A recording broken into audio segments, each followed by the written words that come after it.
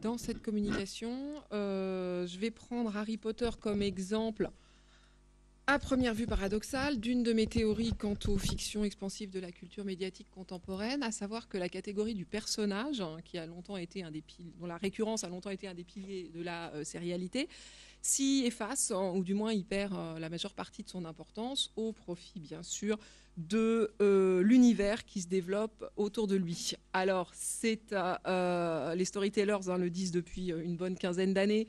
C'est la fameuse citation de Jenkins qui ouvre à peu près toute communication sur le sujet, donc ça n'a rien de vraiment neuf.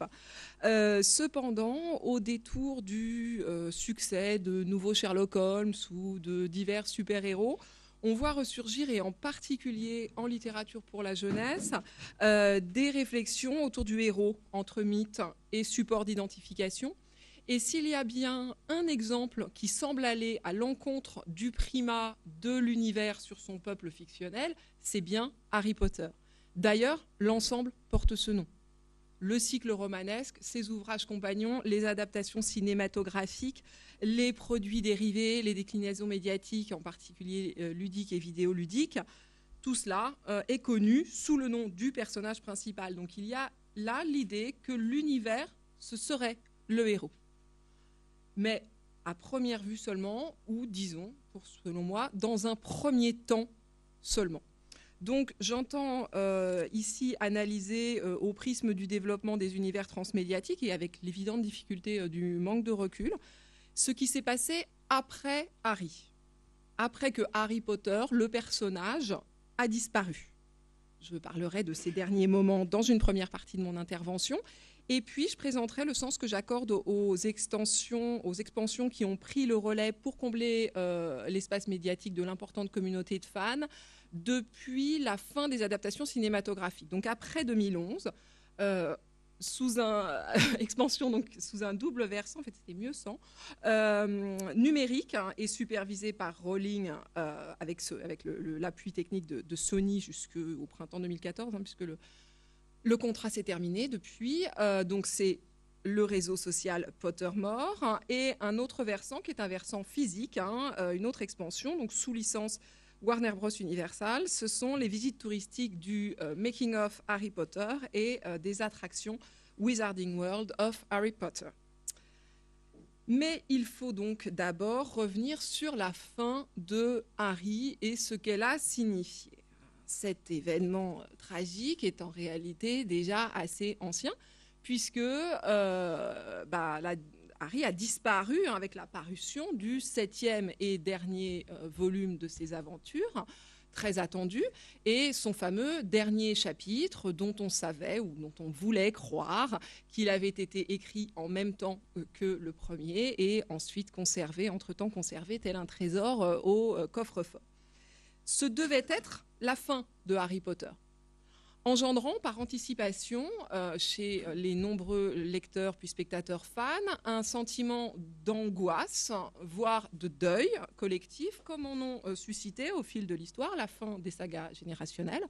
Tiffaine Samoyo donne par exemple de nombreux exemples autour de nombreux témoignages autour des Thibauts de Roger Martin Dugard, dont la parution des 8 volumes s'était étalée entre 1922 et 1940, donc avait vraiment accompagné une génération. Comment suscite aujourd'hui à répétition les fins de séries télévisées, particulièrement scrutées comme séries télévisées qui, on nous l'a rappelé ce matin, accompagnent également dans la durée leur public et dont les fins sont particulièrement scrutées comme déterminant l'image rémanente, ce qui restera de la production. On pense bien sûr au cas fameux de Lost ou encore l'année passée la conclusion de Breaking Bad. Alors je le disais, le deuil final de Harry Potter a été anticipé. Deuil de Harry Potter, livre et héros confondus, anticipé d'une manière très frappante et significative. Il faut en effet se rappeler la curieuse légende qui s'est répandue comme une traînée de poudre chez les lecteurs, alors à partir du volume 5, mais en particulier dans l'intervalle entre les volumes 6 et 7. Il va mourir à la fin. Je m'appuie ici sur l'ouvrage d'Isabelle Cany, Harry Potter, l'anti-Peter Pan, pour en finir avec la magie de l'enfance, écrit en 2007 justement, et dont les dernières pages, le livre se ferme sur l'analyse de cette légende d'aujourd'hui. dont elle souligne le caractère aberrant, tant le sacrifice du héros va à l'encontre de tous les codes de genre en littérature pour la jeunesse, les codes de genre utilisés par Rowling, tant du côté du roman d'aventure que du récit, que du roman d'éducation. Code par ailleurs parfaitement connu du très grand public qui sait très bien, passé la toute petite enfance, dans un certain type de production, que le gentil n'est jamais réellement en danger. Il va forcément s'en sortir à la fin. La mort de Harry, en outre et surtout, aurait contredit ce qui est le projet même de Rowling, tel que l'analyse Isabelle Cany, et je la suis complètement sur ce point, un projet qui consiste à montrer comment on peut, et même comment on doit, sortir de l'enfance. Projet donc incompatible avec l'éternisation dans une mort précoce. Si on y a pourtant cru, et je me compte parmi ceux-là, moi j'ai vraiment sincèrement pensé que Harry allait mourir, parce qu'on avait compris que Harry était peu ou prou un Horcrux, parce qu'on avait écouté Rowling dire et répéter qu'il ne saurait y avoir de suite, que tout était prévu, que tout était définitif. C'est surtout, donc, si on y a cru, parce que, donc, je cite Isabelle Cany, l'idée que Harry puisse survivre à son enfance était proprement impensable. Ce personnage identifié à la magie de l'enfance ne pouvait pas devenir adulte. Ce que les lecteurs voulaient voir, voilà, leur désir, c'était l'éternelle enfance, confirmée comme unique valeur, l'impossibilité de devenir adulte érigée en règle d'or réconfortante, la violence anticipée du cycle qui s'assombrit de la fin nécessairement terrible, était une fausse violence. La vraie violence psychologique, c'est de montrer, comme a osé le faire Rowling, Harry, à 37 ans, sur le quai de la gare, résister à voir partir sans lui le Poudlard Express. Il y a d'ailleurs le même coup de force chez Pullman dans À la croisée des mondes, dont vous avez entendu parler il y a quelques jours, avec la séparation finale et déchirante du très jeune couple, chacun devant désormais vivre et grandir dans son monde, sans passage possible, parce que, donc ce sont des citations de Pullman, il n'y a qu'un seul monde, il faut fermer les fenêtres. Donc, une conclusion terriblement antifictionnelle de cet hymne apparent à la fiction, et il y a la même chose dans Harry Potter. Oui, je vous ai mis aussi la conclusion, vraiment les derniers mots de l'ouvrage d'Isabelle Cany, donc je lis rapidement ces Ultima Verba. Mais Harry n'est pas mort. Sa near-death experience, il l'a vu s'augmenter en effet de tout ce que des millions de lecteurs y ont ajouté affectivement en anticipant sa fin tragique, en s'investissant des années à l'avance dans son combat contre Voldemort. Ils l'ont accompagné vers la mort, il les ramène à sa suite vers une vie devenue une grande aventure. Il n'en est pas de plus grande que d'essayer, dans un monde comme le nôtre, de sortir de l'éternelle enfance. C'est en cela qu'il peut les conduire, nous conduire, vers cet âge adulte plus inconcevable que la mort même. Alors ça, c'était en 2007, c'était la version « Le but est atteint », Harry Potter, un livre qui fait grandir ses lecteurs, éventuellement contre leur gré, lecteurs transgénérationnels, mais tous pareillement infantilisés par la société de consommation, pour le dire vite. Mais il y a toujours un après, et là, il y a une suite de l'histoire. Donc, Harry Potter, certes, n'est pas mort, mais il a bel et bien disparu en devenant adulte et père, et parce que Rowling l'a, pour le moment encore, fermement décidé, fermant la porte à tout autre avenir pour lui, tout autre avenir officiel du moins. Et pourtant, il n'y a pas eu deuil. Il n'y a pas eu deuil après la fin, il y a eu deuil anticipé avant, mais il n'y a pas eu deuil après, parce que quelque chose demeure qui continue à porter le nom de Harry Potter et qui est en fait plus conforme à notre désir réel. Le phénoménal succès contemporain, toujours entretenu autour de l'œuvre de Rowling, puisqu'il ne se passe pas un mois sans qu'il y ait de nouvelles informations qui viennent relancer l'intérêt médiatique, ce phénomène donc, dont on pouvait croire qu'il était celui de son héros éponyme, dépasse Harry, littéralement. Le héros, aujourd'hui, s'est complètement effacé derrière le monde qu'il a suscité, et ce qui reste, en réalité, c'est Poudlard. Et le monde des sorciers, dont l'école est le cœur. Il me semble qu'on peut affirmer que Harry n'est pas le héros de ses fans. L'adhésion du public, ce qui suscite et produit des œuvres destinées à alimenter cette fiction désormais transmédiatique, l'adhésion du public n'a pas pour noyau d'expansion l'évolution du petit sorcier vers l'âge adulte et les renoncements qu'elle implique, mais au contraire, mais bien un espace-temps, un lieu et un moment, avec son symbolisme évident de monde de la magie de l'enfance. Poudlard, c'est le monde de la magie de l'enfance, et c'est lui, c'est ce monde merveilleux de la magie de l'enfance, absolument irrésistible dans sa promesse, qui est préservé pour que ces amateurs puissent continuer, imaginer, y trouver refuge. Et ce, au mépris, sans doute, en partie, du message du cycle, qui était, je viens de le rappeler, qui allait assez fermement à l'encontre de toute idéalisation de l'enfance et de toute complaisance dans l'évasion. On se situe désormais dans l'après-Harry, After the Death of Harry Potter, si je décline le titre de l'excellent ouvrage de David Buckingham, After the Death of Childhood, Growing Up in the Age of Electronic Media, pour qui c'est justement d'avoir disparu avec l'effacement des frontières générationnelles qui vaut à l'enfance contemporaine d'être aussi omniprésente et aussi célébrée. De façon un peu similaire, comme en réaction à l'impossible deuil du personnage devenu grand, c'est-à-dire à la fois étranger et sans histoire, Harry Potter, dans les années qui ont suivi la fin des adaptations cinématographiques, s'est mué en franchise, en faisant fond sur sa dimension spatiale, sur ses dimensions spatiales et ludiques, et en délaissant forcément l'intrigue, le récit qui avait suscité ce décor, et a fortiori le personnage dont était raconté le parcours. Les films Harry Potter ont permis un premier prolongement, qui était un prolongement par le même, mais qui déjà a nié toute clôture, toute fin possible. On était déjà, avec les films qui sont une étape intermédiaire entre les livres et les développements de l'après-Harry. Les films, c'était une étape intermédiaire, mais on était déjà dans ce régime un peu spectral de la jeunesse terminée et cependant interminable. On avait d'un côté Harry devenu père de famille dans le livre, et puis Harry encore à l'orée de l'âge adulte au cinéma, sans qu'il y ait écart chronologique suffisant, comme c'était en général le cas des adaptations, mais ça n'est plus le cas à partir de Harry Potter. On essaye de viser une simultanéité aussi grande que possible entre les deux expériences. Du coup, il n'y a pas assez d'écart chronologique pour qu'il y ait une solution de continuité claire entre les deux expériences qui se superposent.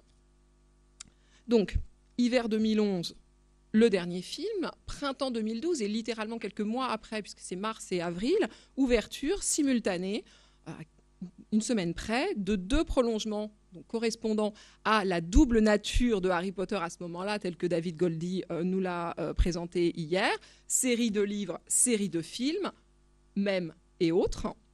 Donc je les ai cités tout à l'heure, ces 2 expansions. Donc du côté du livre, le réseau social pour amateurs qu'est Pottermore. Alors je le qualifie de réseau social pour amateurs parce que ça n'est pas un site d'information ouvert, c'est un site qui n'est accessible que sur inscription. Il faut créer un compte gratuit, comme sur Facebook, pour rejoindre le club des Potterheads.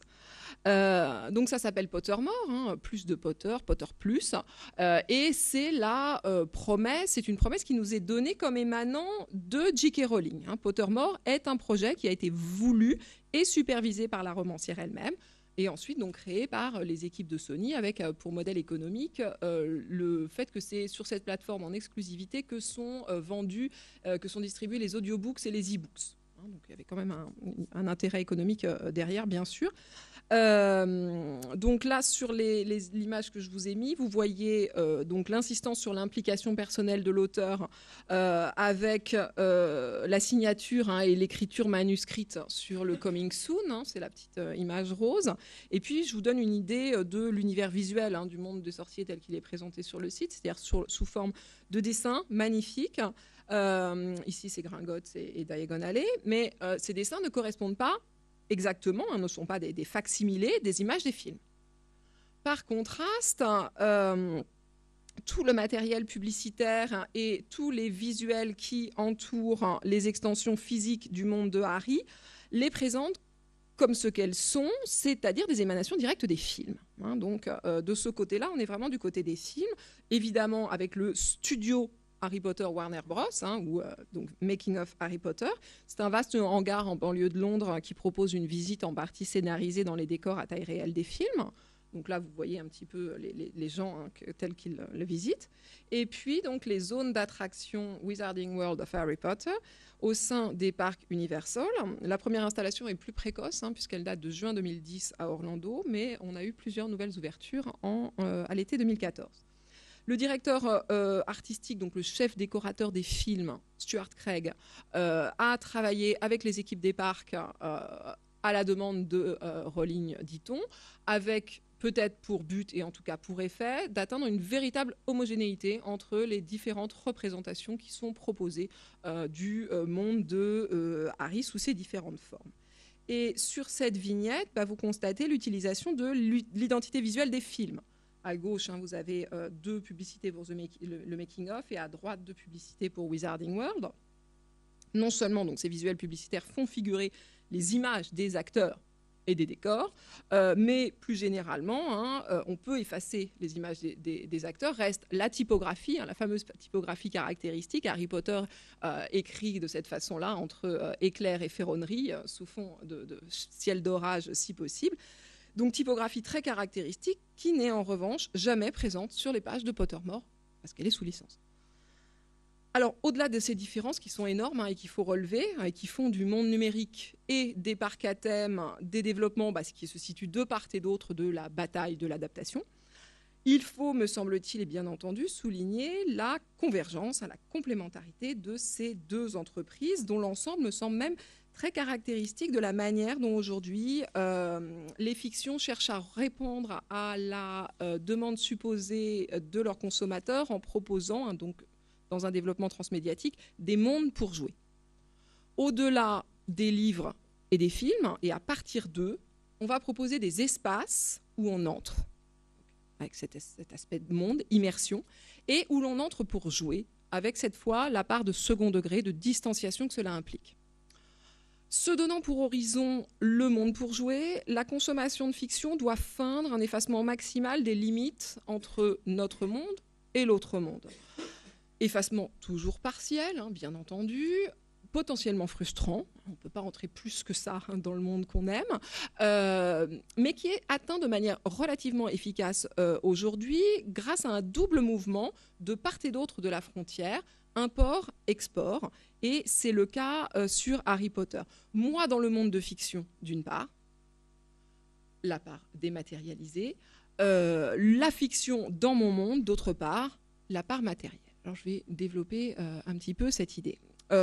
Pottermore et Making of, donc les 2 côtés de ce développement, reposent tous 2 sur une forte promesse d'immersion.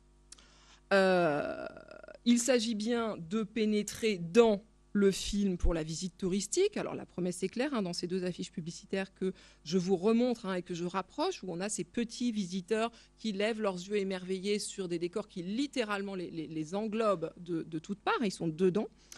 Pénétrer au cœur des livres pour le site. Donc c'est là que les Athéniens s'atteignirent. Évidemment, ça ne marche pas. Voilà, non, ça ne marche pas. Bon, tant pis. C'était la présentation. Ah si, regarde. Bon, alors pourquoi je peux pas cliquer dessus? Si je clique dessus, ouais. Alors bon, bref, j'ai pas trop le temps de m'arrêter là-dessus. C'est la vidéo de présentation de Pottermore avant son lancement.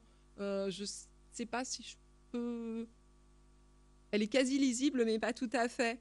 C'est une animation qui dit ça. Elle montre, à partir de ce que dit Rowling, un portail. Donc on zoome sur le livre et le livre s'anime. Un portail fait de pages découpées sort du livre et s'ouvre pour nous permettre d'entrer dans le livre. Et le livre s'augmente tout en restant livre. C'est-à-dire il y a des animations faites de pages imprimées qui crée un chapeau, un hibou. Donc il y a vraiment l'idée d'une augmentation du livre par l'intérieur. Et l'auteur, dans son commentaire, insiste sur les ajouts, les additions, et en particulier l'ajout de l'interactivité. The most crucial addition is you. Alors Pottermore, donc, c'est la possibilité de s'exporter dans la fiction. Moi, je m'exporte dans la fiction.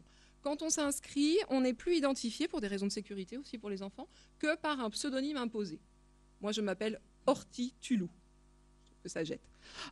Et on apparaît immédiatement dans une liste de personnages magiques. On nous dit « Bravo, tu es magique » et Horty Tulou arrive en haut de la page avec, en dessous, le dramatis personae des personnages de l'ouvrage.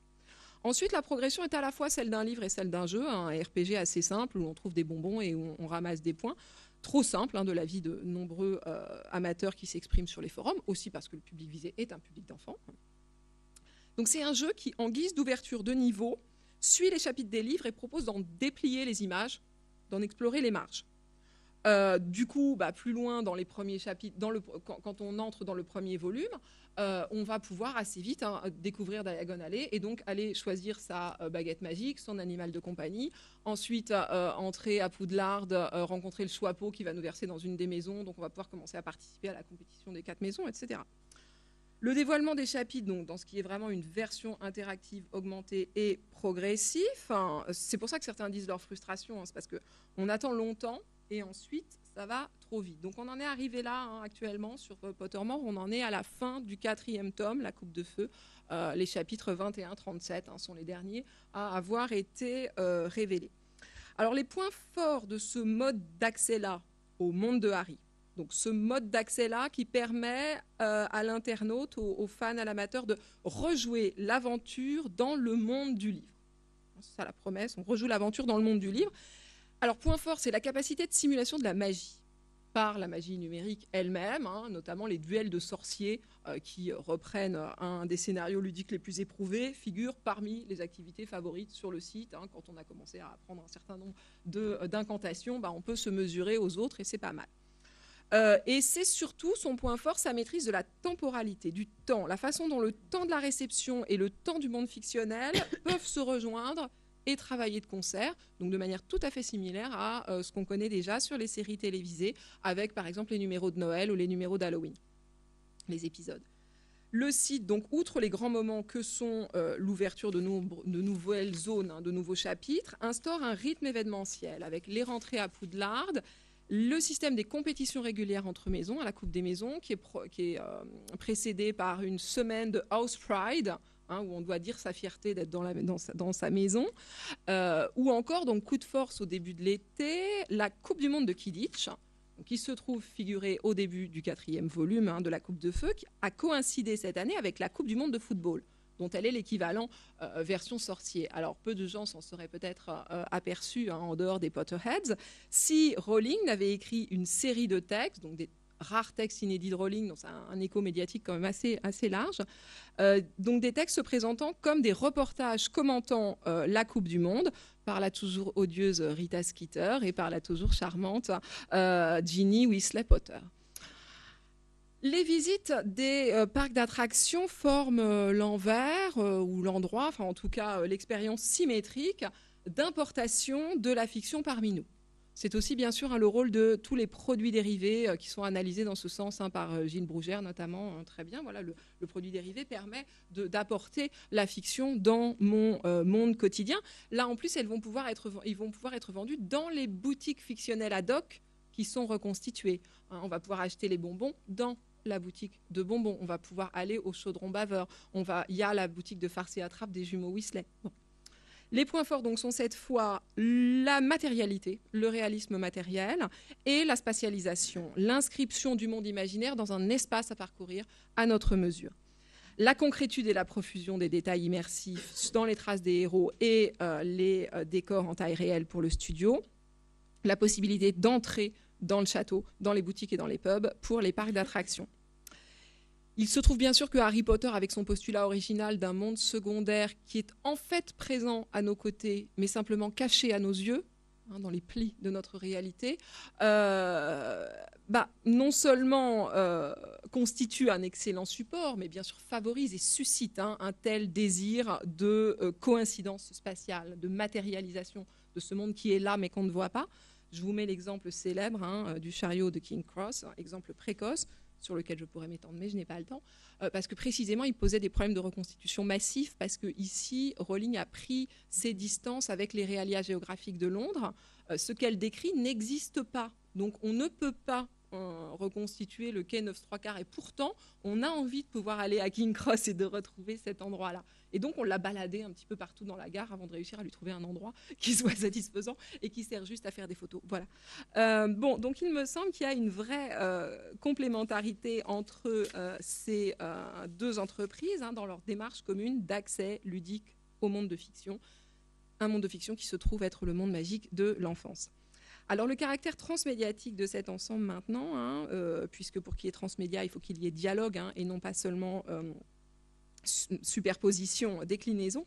Ce caractère transmédiatique me semble clair. Alors déjà avec la coïncidence de l'ouverture, qui me semble vraiment pas relever de la coïncidence vu les enjeux commerciaux en jeu, et même si on est donc du part et d'autre de réalité légale, que j'ai commencé par rappeler, Pottermore est resté 8 mois en bêta-test. Alors, parce qu'il posait des problèmes, mais il posait aussi des problèmes quand il avait finalement été ouvert. Et il y a eu beaucoup de discussions à l'époque sur la signification de ce délai, sur la date finalement choisie pour l'ouverture. Et il me semble que le fait qu'il y ait une coïncidence avec les autres extensions est à prendre en compte. S'y ajoute aujourd'hui et de plus en plus des échos entre les deux versions du développement mondain qui sont toujours, je pense, en train d'explorer leur convergence possible, de raffiner les exploitations possibles de cette convergence. Donc, je vous donne le cas de Célestina Warbeck, qui donc est un cas qui date de cet été.